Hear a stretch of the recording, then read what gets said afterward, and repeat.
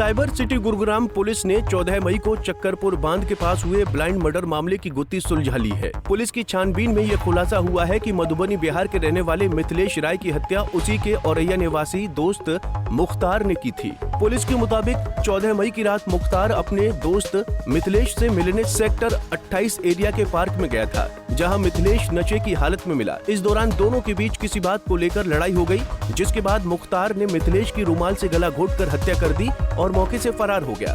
Police ने गहन छानबीन के बाद आरोपी को गिरफ्तार कर लिया है और अदालत से रिमांड लेकर पूछताछ भी जारी है। एक 28 वर्षीय व्यक्ति के गला घोंटकर हत्या कर दी गई थी।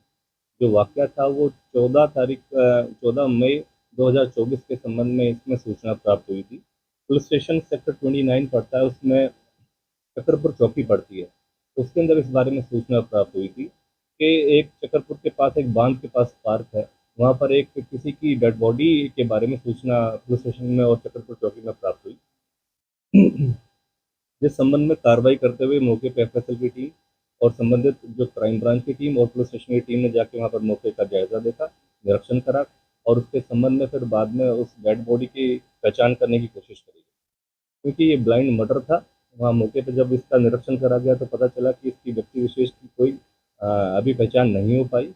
तो उस संबंध में कार्रवाई करते हुए 20 मई में फिर इस संबंध में एक सूचना प्राप्त हुई डीएलएफ फेज 3 के पुलिस स्टेशन के अंदर, जिस संबंध में इस व्यक्ति विशेष के संबंध में एक गुमशुदगी की रिपोर्ट दर्ज कराई गई और फिर परिजनों को बुला के मौके पे जो डेड बॉडी थी उसका निरीक्षण कराया गया, उसकी पहचान कराई गई और उन्होंने पहचाना कि ये जो व्यक्ति विशेष है जिसका मर्डर करा गया उसका नाम मिथिलेश सदाय है। ये 28 वर्षीय उसकी पहचान करी गई, जो कि मधुबनी बिहार का रिहायशी था और गुड़गांव में बतौर लेबर के तौर पे काम करता था।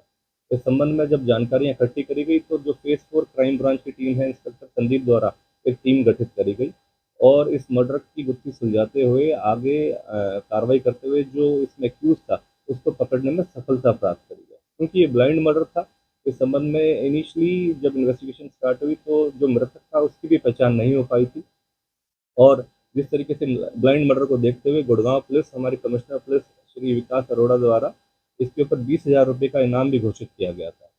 तो उस पर कार्रवाई करते हुए और जो इसका एक्यूज था उसको पकड़ने में सफलता प्राप्त करी गई है और एक्यूज का जो नाम है वो मुख्तार 19 वर्षीय है और औरैया जिला बिहार का रिहायशी है, वो भी बतौर लेबर का काम करता है।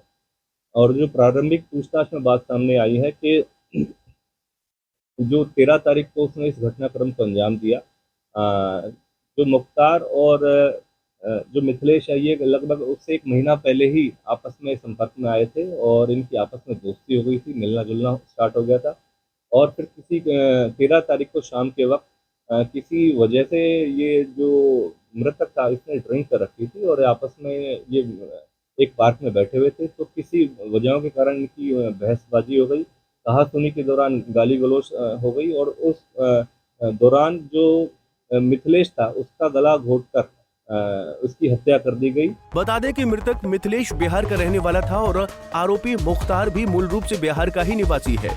दोनों गुरुग्राम में मजदूरी करते थे और वारदात से 1 महीने पहले ही दोनों में दोस्ती हुई थी।